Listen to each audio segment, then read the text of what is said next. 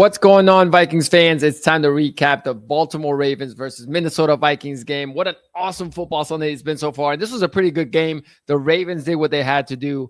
Give them credit. And honestly, the blame game starts with the head coach for the Minnesota Vikings. You got to blame Kevin O'Connell. I don't understand what he's doing with the plays that he's calling. I'm not even knocking him for the 3rd and 1 pass to Jefferson. I actually like that call. I think everyone's waiting for a run, so you throw a pass. You got one-on-one coverage. That's exactly what you're supposed to do, and Jefferson tripped, and that's what happens, and that's fine. But you got a young quarterback. You had the lead in the first half, and you still have him passing all over the field. He ended up throwing 42 pass attempts. Again, I just don't understand. It's almost like the Vikings themselves don't realize that they are working with a young quarterback who's 22 years old, who is making his 4th NFL start. I'm not saying you baby him where if you're down 2 touchdowns towards the end of the game, you just kind of forfeit and say, okay, we're not going to ruin his confidence and air it out. No, at that situation, in that point, yes, you do air it out and you have to trust him and you go with it. But when you're winning, and I mean, it's 10-3 at one point, and you're not running the football and you're just having him drop back and pass on first down, it makes absolutely no sense. And those are throws that you don't need to be making. At halftime, honestly, he should have had 10 passes thrown, if that. I mean, with the way that you were running the football, he started off hot. I mean, he's making progress. To me, yes, J.J. McCarthy's definitely to blame a little bit. I mean, I think the first interception is on him. You don't see the safety in the middle of the field. That's double coverage. But to be honest, we always talk about Justin Jefferson always says it, just throw me the rock. Okay. There you go. We threw you the rock and you didn't make a play. You didn't even make an effort on the play. And that probably my takeaway from this. I mean, Kevin O'Connell has really struggled with play calling this year. That's been no doubt. I think everybody can attest to that. He's had goal line situations where he just refuses to run the football for whatever reason. And today it's one of those situations where you're given your opportunities. They threw the ball to Justin Jefferson 12 times. He only had 4 catches. And I mean, this one, which again, it's his mistake. Don't get me wrong. I'm not trying to take away from it. This was, to me, the one of a couple mistakes that he made. But here we go. So it's 3rd and 6, right? And I mean, you're up 10-3. Halfway through the quarter, you do a good job here. And again, look, it's double coverage. Okay, now look at where the ball is, the trajectory. Look at what Jefferson is. I'm not saying it's the right pass, but I'm saying if you're making this pass, it's a good throw. One, McCarthy doesn't think this guy's here. So, of course, if he's not there, it's a perfect completion to Jefferson. Again, it's a mistake. I'm not shying away from that. But why is Jefferson not trying to catch this pass still? I mean, jump. Even if it falls incomplete, all right, you punt.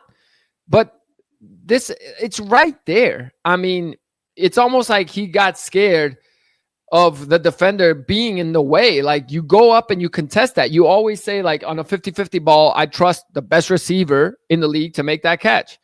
Well, technically, he had a step on the corner and he was ahead of the safety. So you at least got to try to make that catch. And again, this turnover isn't necessarily catastrophic. It's 3rd and 6. So even if it was an incomplete pass, you're punting, and chances are, I mean, Baltimore ended up with the ball. I mean, they actually ended up with pretty good field. No, he was down by contact, I'm pretty sure, on this. So it ended up being a punt right here. He was down at the 21. So, I mean, it's a punt. So that's fine. Again, mistake. Rookie quarterback going to make those mistakes. That's fine. The second interception was another one where I just think that's the one I'm talking about, where it was the right call, in my opinion. That's fine. You take the deep shot. It's one-on-one coverage. I mean, here it is. It's in the 3rd quarter. You're up 10-9, 3rd and 1.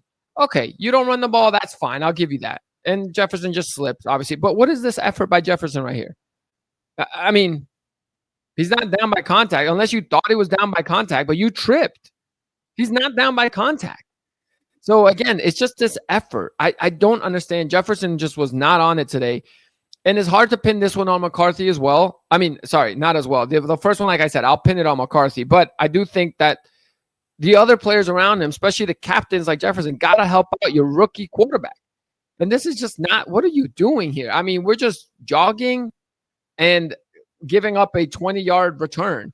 So, look, it's just, weird play. This play call, again, didn't bother me because if you don't get it and that was an incomplete pass, you're going to run it on 4th and 1 probably, or at least you should. And you're at midfield. I get it. That's fine. That's like when teams know it's 2 down, it's 4 down,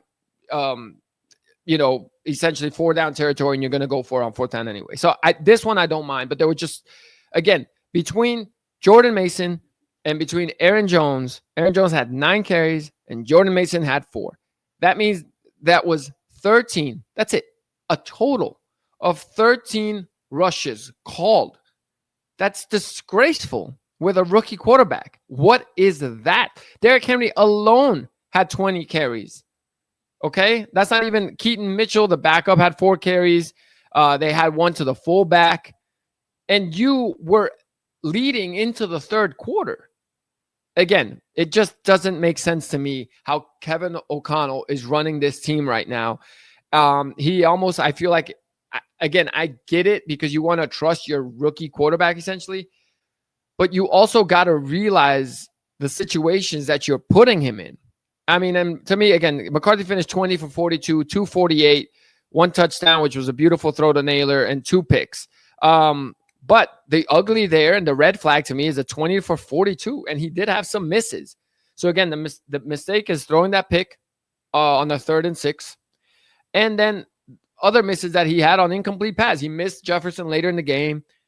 He missed Aaron Jones on the screen pass, and those are the kind of layup throws that I think if he's not making those towards the end of the season, that is a major red flag, because any professional quarterback with a clean pocket and time, those are plays that got to be made. Those should be throws that you make in your sleep. So, again, I'm not concerned, like overly concerned. I think they're not really helping him right now in those situations, and he's making the splash plays. The way I see it, a rookie quarterback, you just want to see the light at the end of the tunnel. And with McCarthy, we see that. And, he found Naylor in the beginning of the game on a beautiful play. The touchdown to Naylor was a really good ball that he had. So again, it's just one of those things that I think the coaching is not where it needs to be right now. I mean, this is the beautiful throw that he had to Naylor. It's 3rd and 5, beginning of the game, and they ran the same play against Atlanta, and he overthrew Naylor, and it was just a perfect throw.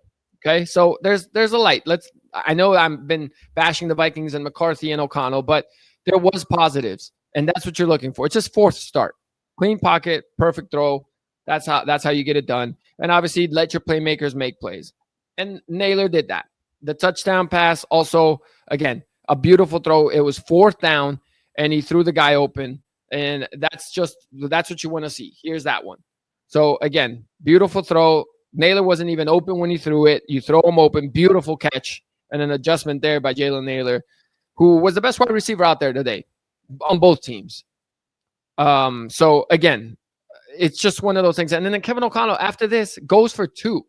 And I get it. It's the math. I mean, again, 4th and goal. I mean, that's a tough play to make. And they made it.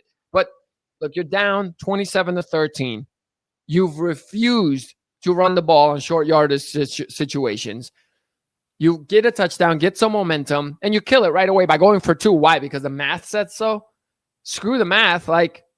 Again, if the math tells you it's a great deal to get a 2 for 20 on something that you don't consume, that's great math, but you don't need to buy it. That would be stupid. So it's not always the math, okay? And I hate that. And I'm old school or whatever, but I think that was just horrible coaching. Again, you don't read your own team. You're not a good short yardage situation team because you refuse to run the ball when you've been averaging over 5 yards a carry. And then on the 2-point conversion, you didn't even run the ball. Anyway, you threw it and try to create some play to Jefferson that didn't work and kills the vibes. And now you add pressure to yourself that now even if you ended up tying the game at the end, you can't even tie it with an extra point. You got to go for 2. So again, I'm most disappointed in Kevin O'Connell. I don't understand how he's been handling this whole season. Has just been weirdly coached. Again, look, negative overall day for Vikings, but I don't know what your expectations was for this team, But mine was if they can sneak into the playoffs, that's a success because you've got a rookie quarterback. You need to get him reps. He's going to make his mistakes. Can you overcome those? And you know what? Big picture, they're fine. I mean, you're 4-5. And if you can take care of the Bears next week, which is, I want to say a tough matchup, but it's not even a tough matchup, but it's a toss-up game. But if you get that, you're 5-5 with a rookie quarterback. That's where you want to be, essentially. I mean, I know that's not what you want to be because people thought this was a Super Bowl team somehow. But you're 5-5, and you need to go, 5-2 the rest of the season if you want to make the playoffs. That's fair. Win more than half your games. And again, I don't expect them to make the playoffs. I expected them to be maybe 9-8 or 10-7. And maybe you sneak into the playoffs. But this season's about developing McCarthy. And also that expectation of mine was with McCarthy playing the full season, which he's missed 5 games this year already. And we saw what that was with Carson Wentz. So again, I think they're fine. I like where the overall team is at because it's not about this season. I don't like how Jefferson looked today, that body language and he had a perfect throw from McCarthy that should have been a touchdown. Just he dropped it. And again, if you want, that crown of best receiver in the NFL, those are catches you make. But Jefferson's always been a true pro and been the best receiver in the league. So we'll give him the pass for one game. But that was something to monitor there. I don't understand why. It just looked like he was missing that juice today that he normally has. And again, with McCarthy, the turnovers is what he needs to eliminate. And he needs completions. And when they're there for you to make, you got to make them. But the biggest red flag for me out of this whole game today and the season moving forward is the coaching. Because I've seen this pattern with Kevin O'Connell way too many times where he refuses to run the ball and he doesn't learn. Last week in Detroit, they won. They had more rushing attempts than passes. That's a recipe for success. And you won. And then the next week you come back and do the opposite. And in a game where you were in position to run the football, you were leading going into the third quarter. And again, so I don't know what's going on there. But we'll see. Again, I'm not panicking. When these 4 games happened and that you saw this stretch where they had to play the Chargers, the Lions, the Ravens, the Eagles, I said if they win one of those 4, they're fine. And they give themselves a chance to try to compete for a playoff spot. And they got the 1 win. And actually, it was probably the best win they could have gotten because it's a divisional opponent. So those count a little extra. So that's great. And again, now they play Chicago. Chance to get back to 500. And then the season's in your control. And you hope that McCarthy keeps improving. But you also hope that the turnovers be brought down because he did also throw what should have been an interception to Roquan Smith towards the end of the game, which luckily they called it incomplete. And I hate that rule. It's so stupid where if the ground causes it to move a little, like we got screwed on it. The Vikings got screwed on it last week with a Jefferson catch. And this week they got lucky that it wasn't called a pick. But if you wanted the Jefferson catch last week, which I thought it was a catch, then this week you should be calling for that to be an interception. I thought that was an interception. I think McCarthy made a bad throw there and it was picked by the linebacker. But those other 2 interceptions that I showed you, I mean, I'm not that mad at them. Again, one-on-one coverage with Jefferson, you're throwing that every time. He tripped. All right. It's a pick. It is what it is. The other one, mistake because it's double coverage and being a punt. So even if you would have punted there, again, you're making him throw 42 times in a game. So I don't understand. I guess you're trying to make up for the lost reps right there. But it is what it is. I'm fine with it. I like how McCarthy's looking. To me, he's shown glimpses, which is what you asked for. To me, in the first 10 starts, you want to see those flashes. You want to see that the guy is capable and that you can see it. You can see him one day developing into a franchise quarterback. And I more than see that. I mean, again, the Naylor, both throws, the completion in the first drive, the touchdown, those are elite throws. And he made some other throws that were elite. He stood in the pocket, made a great throw to Jefferson in the first drive of the game as well for a first down on a third down. So he's got it in him. And now it's just a matter of coaching the bat out of him. But yeah, I'm concerned about the coaching because that part, as much as we respect Kevin O'Connell, this has not been his best coaching year. I think the biggest chunk of blame goes to him today. And then you split it with McCarthy and Jefferson. The defense was fine. I actually thought this defense was going to get, ran all over the field, and they actually hung in there against the Ravens. And special teams, obviously. I mean, look, the last thing I'll say is this is the second straight week where a special teams player makes a mistake. They show them on the sideline, and the special teams coordinator is laughing on the sideline. The next opportunity, the same player makes another mistake. Okay? It happened last week with the gunner, and after he had a penalty, he's on the sideline laughing, and the special teams coordinator is laughing. So maybe let's not be soft anymore. And maybe it's time to, lay the smackdown a little bit on these guys and hold them accountable. Miles Price had 2 back-to-back fumbles today. Luckily for him, the second one was recovered by his own team. And then he was still on the field for a punt return later in the game. Put Adam Thielen back there. I don't care. It's about sending a message. Like, that's not okay. But maybe the Vikings see it like I see it, where they're not concerned about wins this year, and they're just trying to think about the future. So they're like, you know what? If we lose some games, that's fine. I doubt that they think this way, but I'm saying maybe that's why their accountability is more like, let's build these guys up. Miles Price maybe will be our punt return, kick return guy for the long future. Let's keep him in there. He needs these reps. Let him live through the mistakes. Maybe that's how they're thinking. I doubt it. But I'm saying if that's how they're thinking, then I respect it. That's fine. But, if you're going to talk about, trying to win every single game here to end the season, then you can't have that. That doesn't go hand in hand. So, again, that's a recap. Vikings fans, be realistic. Don't panic. Be happy. McCarthy, you wake up on Sundays excited to see him play. The most yards he's thrown for today. A lot of splash plays that he made. He used his legs. He's learning. Be happy. We've got our guy. Just give him time and trust him. So I like where we're at. I can't wait to watch him play against the Bears next week. He's going to make mistakes. He might throw another pick or two, but he's going to grow. And as long as he keeps growing this season, that's all that matters. Now, if we're talking 2026 and he's playing like this, panic time.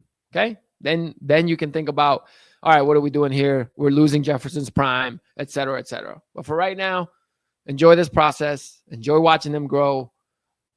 Didn't look great today, but didn't look like the Atlanta game. I don't think he will look like that again, and that's progress. So, again, be optimistic, guys. It's fine, but be realistic, and that's the most important thing. All right, let's go Vikes.